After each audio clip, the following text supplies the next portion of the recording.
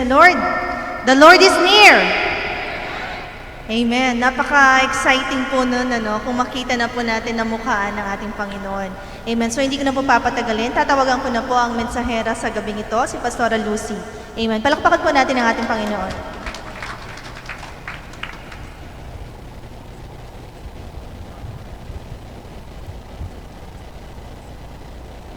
Amen. Magandang gabi po sa bawat isa.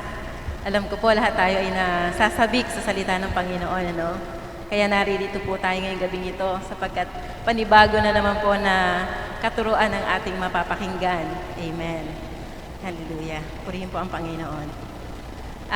Bago po ako dumako dun sa nagkaroon lang po ako na-relate lang po ako dun kahapon kasi meron po tayong isang kapatiran na nagpunta sa bahay.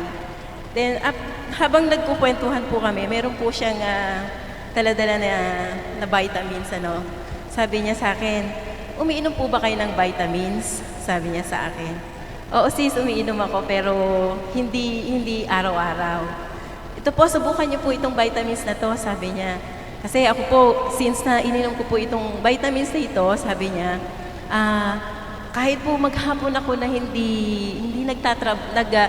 kahit po maghapon ako nagtatrabaho, sabi niya, parang hindi ko nararamdaman yung pagod, sabi niya kung ganun sa akin, Sabi ko po sa sarili ko, oo nga, lahat tayo very conscious pagdating po sa healthy, kalusugan po natin, Minsan pagka yung merong nagsabi sa iyo na, sis, itong gamot na to, ang ganda-ganda nito. Madalas po, na po natin yung ibang mga kapatid natin na pinupromote po nila yung mga vitamins na dapat nilang i-take sa kanilang katawan, Pero sabi nga po, the body needs certain amount of vitamins and minerals each day to remain healthy. At saka po, wag natin kakalimutan na magkaroon po tayo kumain po tayo ng balanced diet. Yun po ang kailangan natin. Pero tayo po, minsan, nagkakaroon po tayo ng consciousness pagdating po dun sa pangangatawan po natin, Pagka merong mga pinupromote na mga vitamins na lalo na po yung mga kababaihan, Pagka sinabi nila na merong tinitinda na mga anti-aging. Tayo naman mga kababaihan, agad tayong bibili, Hindi natin kasi very conscious po tayo do sa mga promotion, lalo na po pagdating sa mga vitamins, sa vitamins sa balat, ganun po tayo, Yun po natin. Pero yun po ba yung pinakamahalaga sa atin? Kaya nga po sabi ko na po ako dun sa senior po ng kapatid natin kahapon, Kaya nga po, ang kailangan po natin, kung yung pong physical body natin, nangangailangan siya ng vitamins, what more po yung ating mga spiritual, Yung spiritual, minsan, hindi natin nabibigyan ng pansin yung spiritual needs natin. Ang madalas po natin nararamdaman yung mga physical needs natin, especially po yung mga vitamins, Kaya nga po yung mga vitamin A, B, C, D, E. Meron po akong gustong i-share sa inyo, kung ano po yung ibig sabihin ng vitamin sa spiritual life natin, kung ano po yung vitamin A. Yung pong vitamin A, kailangan pala tayo, always tayong mag-a-attend sa mga gawain ng Panginoon. Kailangan natin ng attendance. Yung po yung vitamin A natin, attendance sa mga gawain ng Panginoon. Yung pong vitamin B, Bible study to gain knowledge and wisdom about the Word of God. Yun po. Yun naman pong vitamin C, Christian fellowship to show love, kindness to everyone. Yung pong vitamin D, daily prayer to communicate God. At yung pong vitamin E, enlarge your tent to see the beauty of God's holiness. Yung pala yung kailangan natin, Kaya wag po natin kakalimutan yung vitamin A, vitamin B, vitamin C, vitamin D, vitamin E para po sa ating spiritual life. Kung naano po ninyo yun, kailangan mag-attend po tayo ng gawain ng Panginoon. Yung pong pag-attend natin ngayong worship service, isa pong napakalaking halaga po noon sa bawat isa sa atin. Ano pa po, yung pag-attend po natin ng mga Bible study, kailangan din po yon. Kailangan din po natin nakikipag-fellowship sa ating pong mga kapatiran. Hindi po yung pagkatapos po ng worship service natin, lalo na po every Friday, huwag tayo kaagad aalis. Kailangan makipag-fellowship tayo sa mga kapatiran natin. Kasi mainam po yun eh. Kasi nabibuild up po natin yung ano natin noon. At saka makakausap po yung mga kapatiran natin na kung meron kang mga gustong i-share sa kanya, ganun po maisi-share natin. At saka kailangan po rin yung meron tayong daily prayer. Magmananalangin po tayo lagi para maging maging healthy po yung spiritual life natin. Hindi po yung nanghihina. Kung minsan nga po yung physical body natin kapag sasabihin ng mo, wag ka muna mag-attend kasi pagod ka eh. Pero kung iti-take po natin yung vitamins na to sa ating mga sarili, kahit napapagod tayo, alam natin na merong halaga yung pagpunta natin dito sa gawain ng Panginoon. Amen. Hallelujah. So, punta na po tayo sa ating aralin sa gabing ito. Tayo po muna tumayo. Sabi nga, ang title po ng message natin is The Lord is Near. Amen. Hallelujah. Aming Diyos na banal, Diyos na makapangyarihan sa lahat, aming Diyos noon, ngayon at magpakailanman. Lord Jesus, Ikaw po ang lumikha ng lahat ng mga bagay dito sa lupa, Panginoon. Maging kami, Panginoon, ay nilikha mo, Panginoon, ayon sa iyong wangis, Panginoon. Kaya maraming salamat po, Lord Jesus. Lord, sa oras na ito, Panginoon, kami po ay mag-aaral muli ng iyong mga banal na salita, Panginoon. Nawa, Ikaw po ang manguna sa bawat isa, Panginoon. Lord, itago mo po ako, Panginoon, sa likod ng kaluningningan, Panginoon. Nawa, O Diyos, Ikaw po ang aming takilang guro, Panginoon. At nawa, ang lahat po ng mamumutawing mga salita sa aking labi, Panginoon, ito po, Panginoon, Lord, ay nagmumula sa iyo lamang, Panginoon. Kaya maraming salamat po, O Diyos, sa gabing ito. Sa iyo lamang po ang kapurihan, sa iyong dakilang pangalan. In Jesus' name, Amen.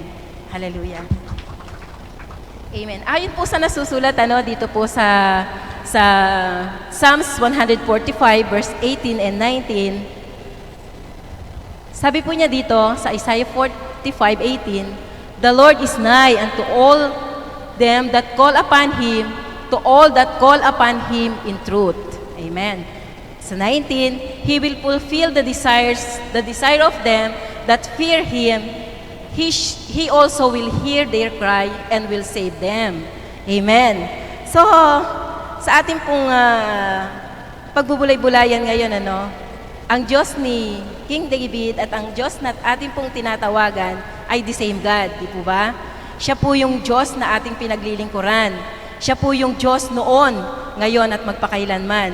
Sabi nga po ang distance po natin sa Panginoon ay our distance to God is prayer away. Ang layo po natin sa Panginoon ay isang maikling panalangin lang. Ang po natin. Hindi po malayo ang Panginoon. Kaya nga po sabi niya dito sa ating pong text, "The Lord is nigh unto all them that call upon Him." Ang Panginoon ay malapit sa lahat na nagsisitawag sa Kanya, sa lahat na nagsisitawag sa Kanya sa katotohanan. Siguro po alam po natin lahat yung pong nangyari sa ating bansa, sa Tacloban, na kung saan 2 weeks back na nagkaroon po ng matinding bagyo sa ating bayan. At ayun nga po, talagang total distraction po yung nangyari lalo na po sa lugar ng Tacloban. Meron nga po akong nakausap kanina na nakasharing, na sabi niya yung daw pong magulang niya, talagang hindi po nila makakalimutan talaga yung nangyari na yon.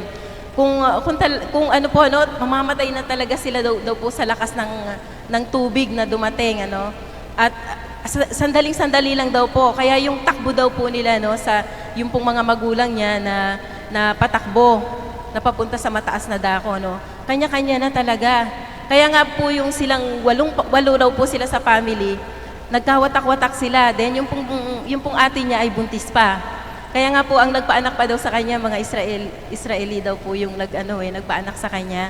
Then yung pong anak niya napunta sa kabilang barangay, yung asawa niya napunta sa kabilang At yun po kung titingnan po natin sa nangyari po sa bayan natin, ang mga kababayan kaya natin, hindi kaya sila tumawag during that time? Nung panahon na yon na binalita po na magkakaroon ng malakas na bagyo, Wala kayang nanalangin sa mga kababayan natin? Ba't hindi kaya dininig ng Panginoon ang kanilang mga panalangin? Di po ba? Minsan may sasagi po sa isip natin na gano'n, ano? Bakit? Hindi kaya nakikinig ang Panginoon sa kanilang mga dalangin? Hindi kaya nakikinig ang Panginoon sa aking dalangin?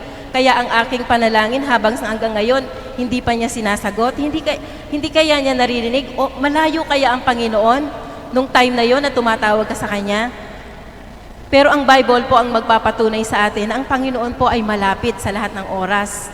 Lalo na po kung tayo ay tumatawag sa Kanya sa katotohanan. Amen. Amen po ba? Amen. Kaya nga po kung atin pong titingnan yung mga bagay-bagay na dumadaan po sa ating mga buhay, mga pagsubok, mga trahedya, minsan po hindi po natin ma-measure kung ano po yung mga nangyayari na yon. Pero ang Panginoon po, binibigay po niya yung mga bagay na yon para po bigyan tayo ng leksyon. Para bigyan po tayo matuto po tayo sa mga bagay na ating mga nararanasan. Kasi baka nga minsan po, kaya mo lang tinatawag ang Panginoon kapag meron kang kailangan. Kaya nga po sabi nga pahingi, Lord, pahingi, di ba? Panay po tayo minsan yung humihingi tayo sa Panginoon. Hindi natin minsan nabibigyan ng kapurihan ng ating Panginoon sa mga bagay na ating ginagawa. Inaalaw ng Panginoon, gaya nangyari sa ating bayan, inalaw ng Panginoon ang mga bagay na yon para matuto po ang ating mga kababayan. Kasi minsan nga po, kaya yung pong mga pagsamba nila, wala na pong nagtuturo ngayon. Napaka-seldom na lang po ngayon ang nagtuturo ng mga mabuting balita sa ating bayan, Kung ano po kasi minsan po, pagka sinisharean sila, nagsishare tayo ng salita ng Panginoon, sinasabi nila na mayroon na akong hawak na pananampalataya ko. Sasabihin nila, kung saan ako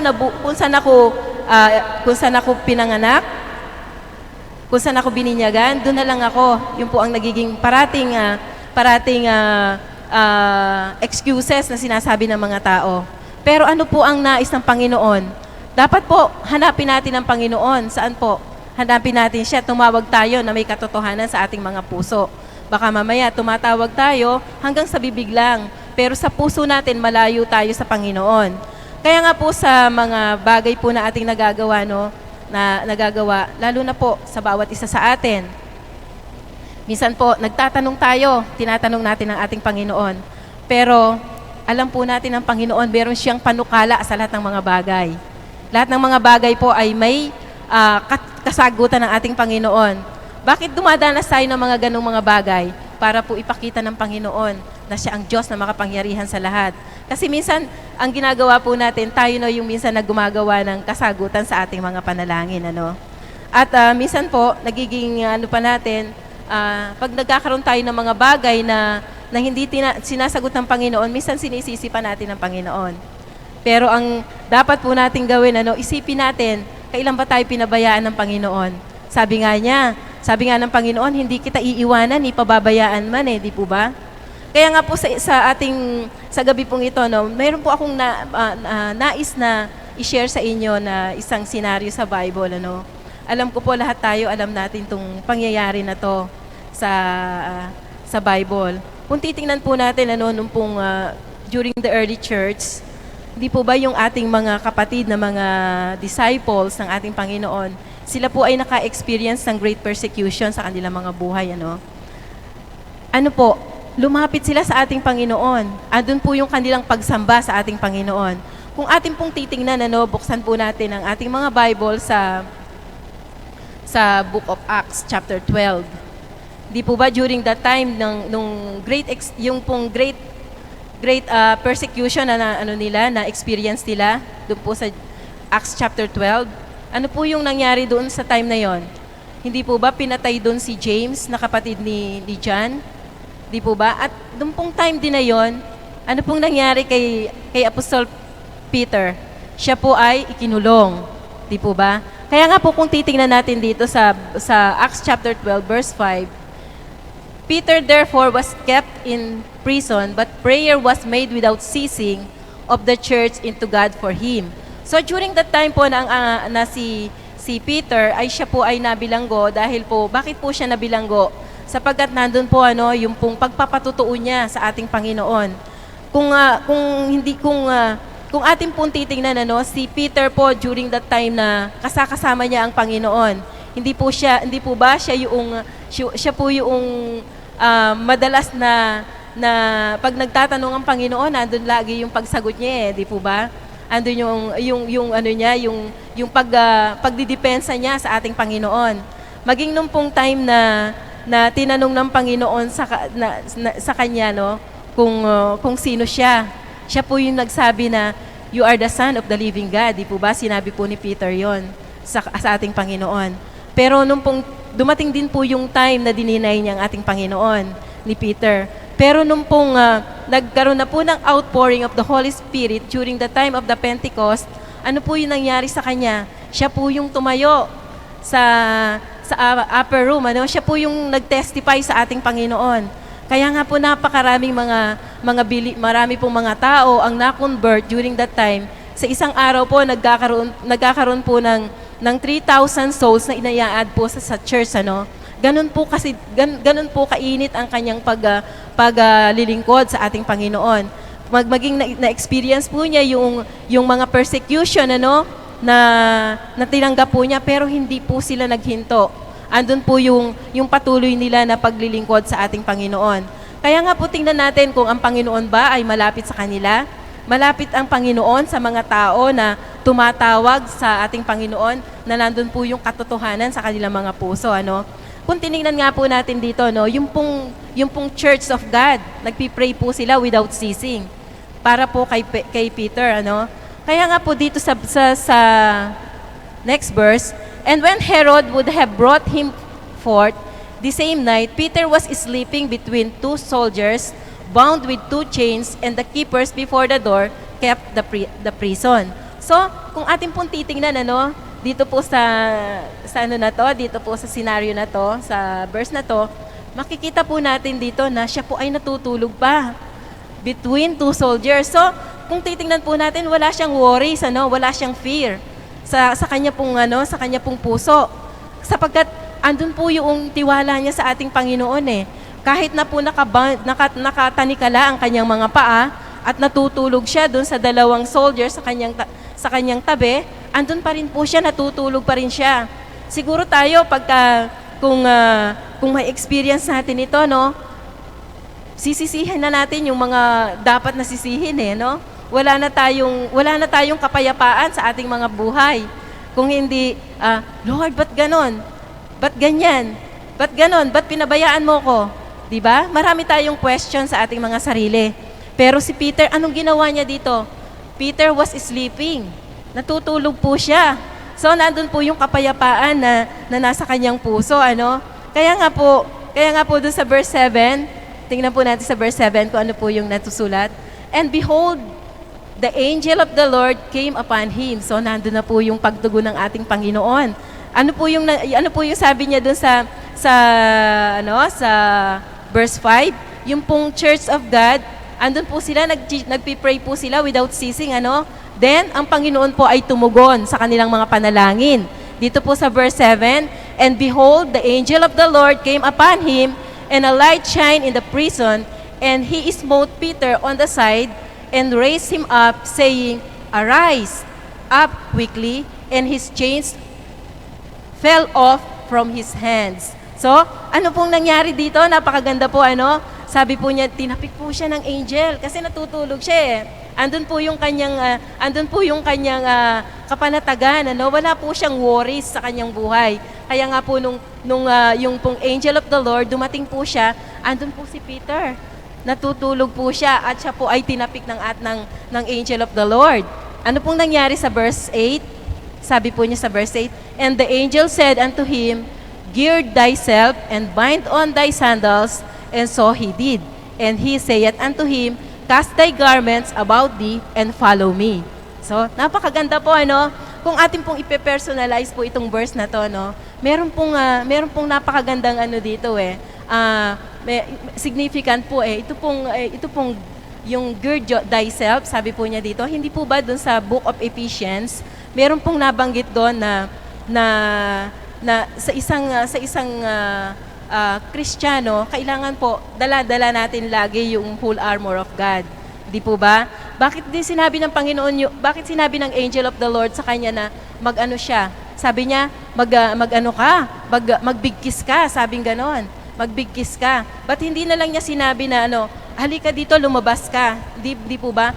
Kaya po, very significant po ito pong gird thyself, sabi ng angel sa kanya. Ano po ba yung nasusulat po sa Ephesians chapter 14. Sa 14 po tayo. Sa 6:14. Magsitibay nga kayo na ang inyong mga baywang ay may bigkis na katotohanan. Kaya nga po ito pong very significant po yung pagkasabi ng angel kay Peter, sapagkat po yung kapag ka po tayo ay nasa ating Panginoon, kailangan meron po tayong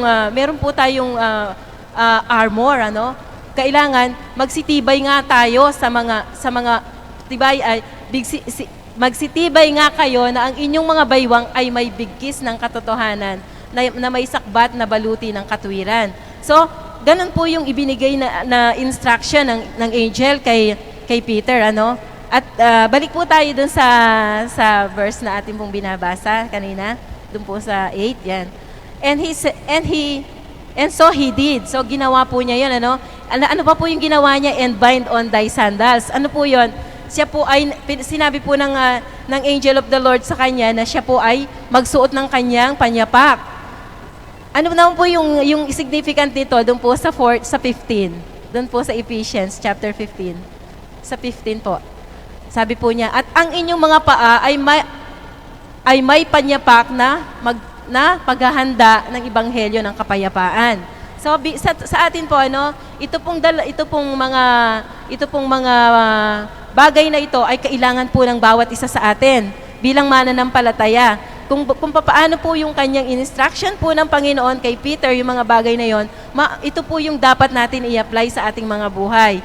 Kailangan po tayo bilang mga mananampalataya, tayo po ay kailangan maging spirit-filled po tayo at dala-dala natin lagi yung armor of God ng ating Panginoon. Amen. So, balik po tayo uli dun sa natin, sa ating pong, yan. Cast thy garments about thee and follow me. So, pinagdamit pa po siya ng Kaya nga po dun sa Ephesians chapter 6 verse 11, sabi po niya dun sa 11, po uli, Mangagbihis kayo ng buong kagayakan ng Diyos upang kayo'y magsitibay laban sa mga lalang ng dyablo. So, yan po yung kailangan nating dala-dala lagi. Mangagbihis tayo ng buong kagayakan ng Diyos upang tayo po ay magsitibay laban sa mga lalang ng dyablo. Bakit ba kailangan natin na alamin yung mga lalang ng dyablo? Sabi nga natin, di po ba, the devil is like a roaring lion, seeking whom he may devour. Kaya kasi po si Satan, alam niya yung weakness ng tao eh. Alam niya kung ano yung weakness natin. Alam niya kung ano yung makakapagpabagsak sa iyo, lalo na sa yung bilang isang mananampalataya, lalo na kung papunta ka pa lang po doon sa pag-grow mo sa pananampalataya, doon ka titirahin ng Panginoon, ay ng dyablo, doon ka titirahin ng dyablo. Kaya nga sinabihan si Peter dito na magbihis siya ng angel of the Lord. Dahil paglabas niya sa bilangguan, alam ng angel na maraming mga pagsubok na kanyang dadanasin si Peter. Amen. Then sa next verse po, dito po sa isa pa po ay ito po, sa verse 9, and he went out and followed him, and wist not that it was true, which was done by the angel, but though he saw a vision. So, dito po sa scenario na to, sa scenario na nakita po ni Peter, sabi po niya dito sa Tagalog, Sabi po niya, at nang si Pedro ay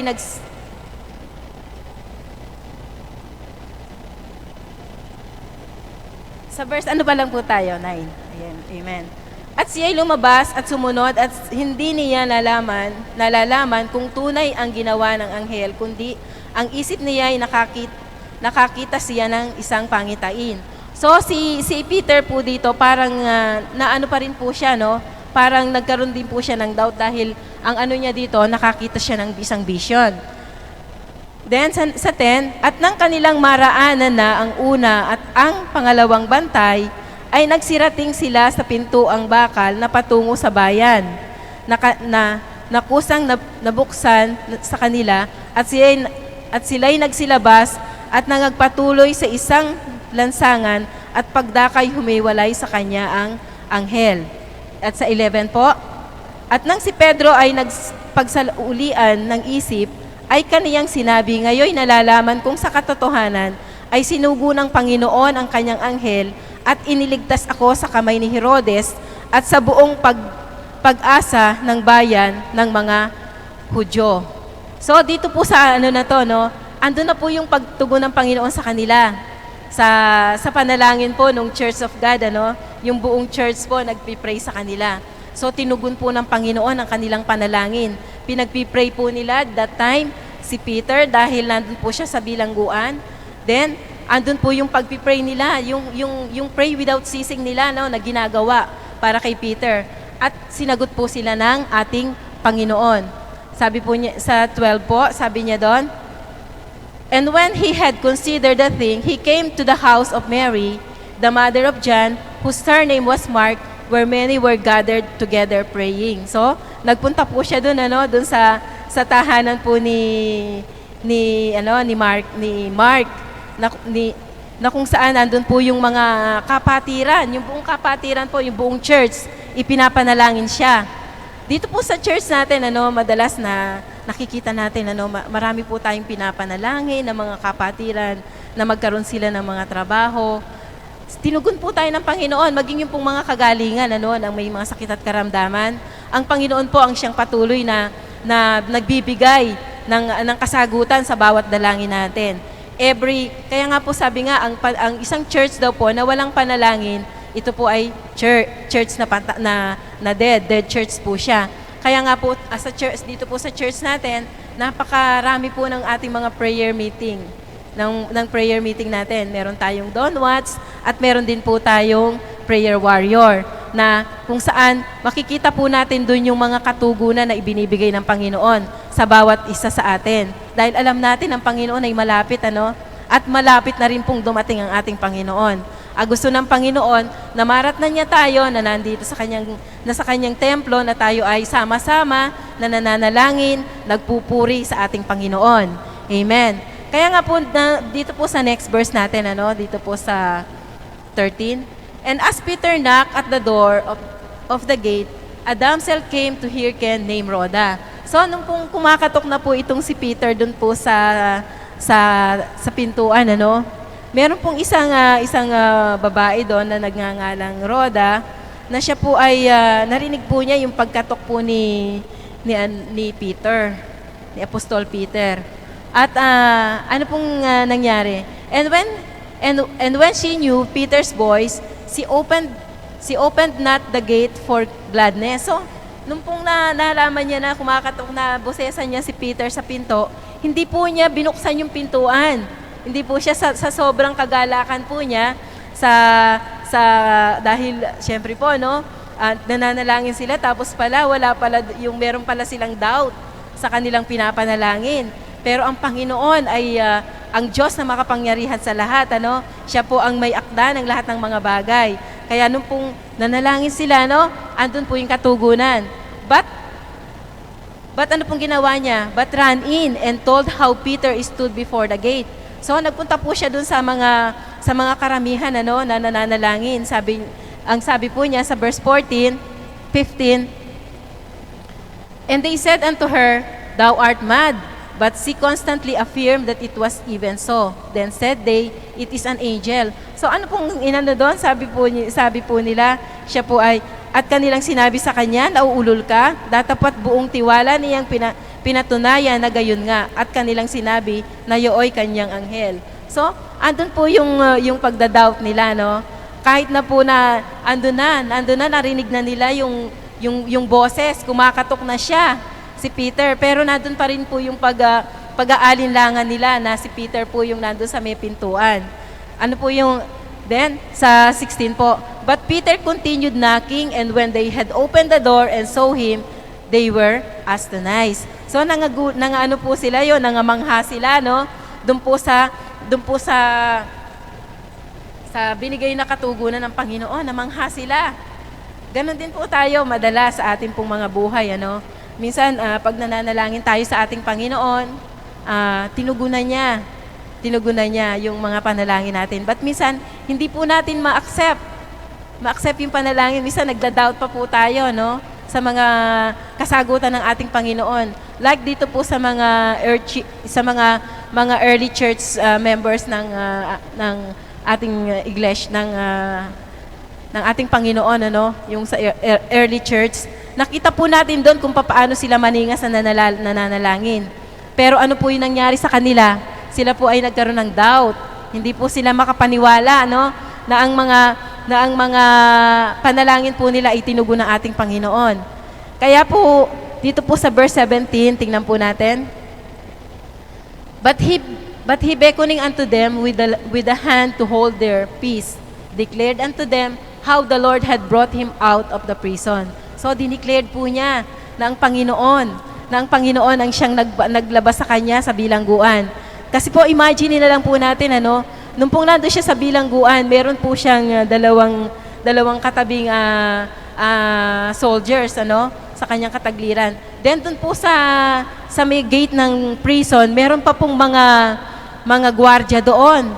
Kaya po, hindi ka talaga makakapaniwala na magagawa ng Panginoon yung mga bagay na yon, ano? Kasi sino nga naman ang makakapag-isip na gano'n, ano? Kaya nga po your ways are not my ways and your thoughts are not my thoughts, sabi ng Panginoon eh. Ang panukala ng Panginoon ay iba sa tao. Kaya nga po nananalangin tayo sa Panginoon dahil alam natin na ang bawat dalangin na ating sinasambit sa ating mga bibig, ito po ay tutugunin ng ating Panginoon. Di po ba? Kaya nga po dun sa mga bagay po na nakikita natin sa ating kapaligiran sa ngayon, minsan sasabihin natin na wala na bang tao na nananalangin sa ating Panginoon? Bakit dumarating yung mga matinding trahedya na to sa ating bayan? Kahit saang lugar, no? Kahit saang ano, pero nakikita natin yung signs na kung paano sinabi ng Panginoon sa aking pagdating, sabi niya gano'n, sa aking second coming, sabi ng Panginoon, hindi siya nagsabi ng time, hindi siya nagsabi kung kailan siya darating, kung hindi ang Panginoon ay nagsabi siya ng kanyang mga signs kung kailan siya darating ang ating Panginoon. Kaya kung tayo po nagiging aware po tayo, no, doon sa mga bagay po sa mga bagay na sinasalita ng ating Panginoon sa atin, sapat na po yun na hindi tayo hihinto sa paglilingkod sa ating Panginoon, ano? Kaya nga po yung message din po ni Doc last Friday, yung pong napakagandang mensahe rin po niya, yung never forsaken, ano? Kailan nga ba tayo pinabayaan ng ating Panginoon? God never forsaken us, no? Hindi tayo pinabayaan ng ating Panginoon. Tayo lang po minsan ang nagpapabaya sa ating Panginoon. Minsan po, no, sa mga bagay po na nangyari sa ating bayang Pilipinas, minsan po nakikita natin na ang tao, no, kahit nakita natin yung ganong trahedya, pero nakakagawa pa rin po sila ng kasamaan sa ating bayan, ano. Minsan, yun naman po mga politiko, ginagawa pa nila na sa kanilang pagtulong, hindi po nawawala sa kanila yung pag nagbigay sila, nandun yung pangalan nila o nandun yung picture nila, no?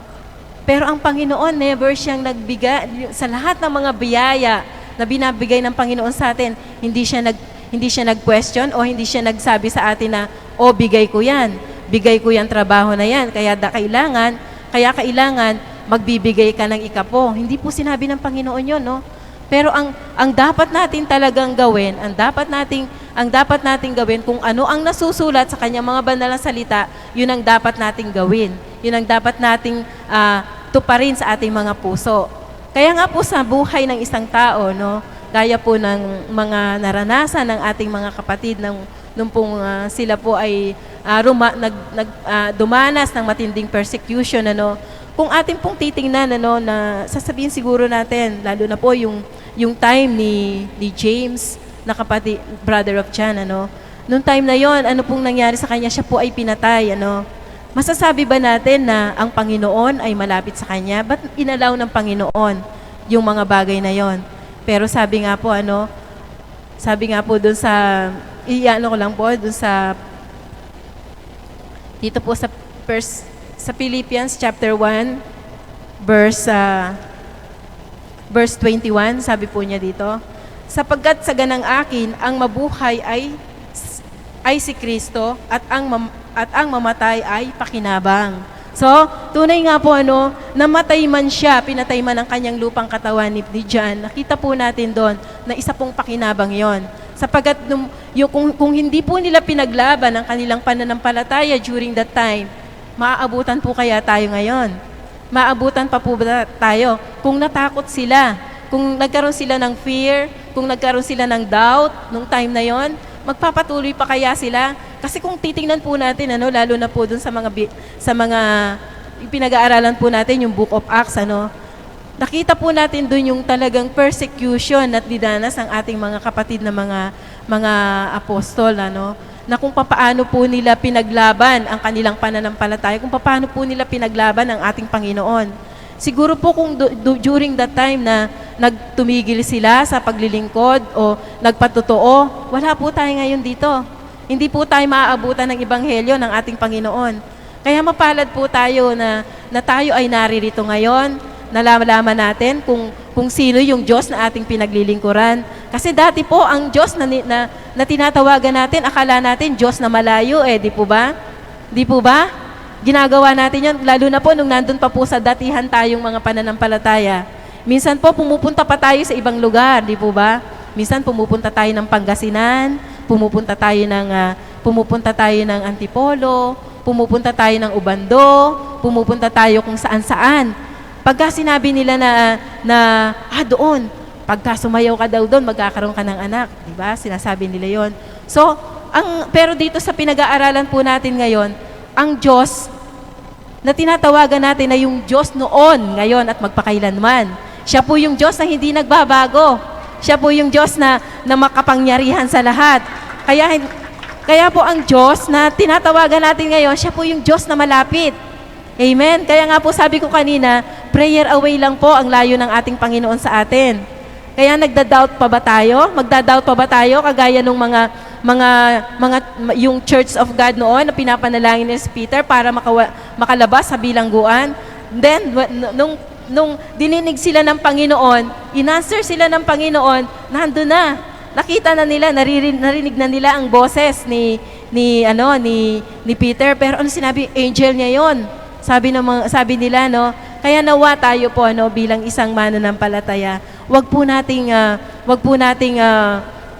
gawin yung mga bagay na yon.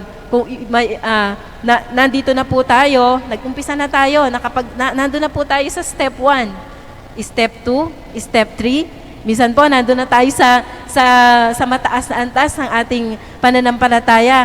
Doon ka pa ba magda-down, turning back? Hindi na po, ano? Kaya nga pagka yung may binabaptize po, no turning back, no turning back. Kaya nga po doon sa mga nagpapabaptize na talagang yung nandun po yung ninanasa nila na makaisa nila ang ating Panginoon, ano? Hindi na sila magta-turning back kung hindi sila po ay pa-follow na sila sa ating Panginoon, ano? Andun na po yung total na pagsunod natin sa ating Panginoon. Kaya nga po nandito tayo ngayon, no? Kaya sabi ko nga, it's a great privilege po na tayong lahat ay natuturuan ng salita ng Panginoon. Every Saturday, kagaya nga po kagabi, no? Sa Bible study po doon kila Sister Chanda. Ano po kami, marami po kami at talagang yung mga kapatiran doon talagang makikita mo sila na nag-grow sila pagka na si Pastor Chris na mag-mention siya ng Bible verse. Sila na mismo, tumatayo na sila, nagbabasa na sila ng mga Bible. At tunay nga, no, nakikita natin doon na nag-ano yung kanilang faith sa ating Panginoon. Kaya tama lang po talaga na tayong lahat ay matuto sa mga salita ng Panginoon. Bagamat lahat tayo, nanggaling po tayo sa iba't ibang sekta, no? Iba't ibang sekta. Sino ba yung naging one God believer? Maging sila pastor po. Mga Trinitarian sila dati. Pero ngayon, ano pong pinaglalaban nila? Iisa lang ang Panginoon. Kaya kung ano po yung testimony nila na pinaparating sa atin, yun din po ang dapat nating gawin. Kung ano po yung testimony natin ngayon, iisa lang po talaga yung testimony natin sa ating mga buhay. Nang tayo po ay tinanggap natin ng Panginoon, yun lamang po ang dapat natin i-testify. Kaya nga po kagabi, isang kapatid din po natin, Sister Girlie, sabi niya, Baptist nga daw po siya. Sabi ko, sis, ako din, Baptist noon, sabi ko sa kanya. Pero ngayon, sabi ko sa kanya na open ang mind ko, salamat sa Panginoon, at ang number one na naging eye-opener sa akin, sabi ko, yung John chapter 14, sis. Kaya yun ang ano niya. Kaya napakasarap po talaga na lahat tayo, no? Lalo na po doon sa mga bago pa lang natin na mga kapatiran dito. Tunay nga na, mga kapatid, ang Panginoon ay hindi malayo. The Lord is near. The Lord is near. Amen. Purihin po ang Panginoon. At alam ko po na meron po kayong natutunan sa gabing ito. Bagamat alam ko po na pagod ang ilan sa atin. Ang Panginoon talagang nagbibigay siya ng time. Sabi nga na para po tayo ay nandito ngayon. Mapalad tayo sapagkat pagkatapos nito, pag-uwi natin, wala na yung pagod na yan. Ni-restore na ng Panginoon. Binalik na ng Panginoon yung mga nawala nating kalakasan sa ating buhay. Amen. Amen po ba? Amen. So, tayo po ay tumayo.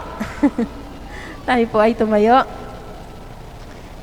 Magpasalamat po tayo sa ating Panginoon. Amen. Palakpakan po natin ang ating Panginoon. Hallelujah. Hallelujah, Lord. Hallelujah, Lord Jesus. Purihin ka, Panginoon. Panginoon, Lord God.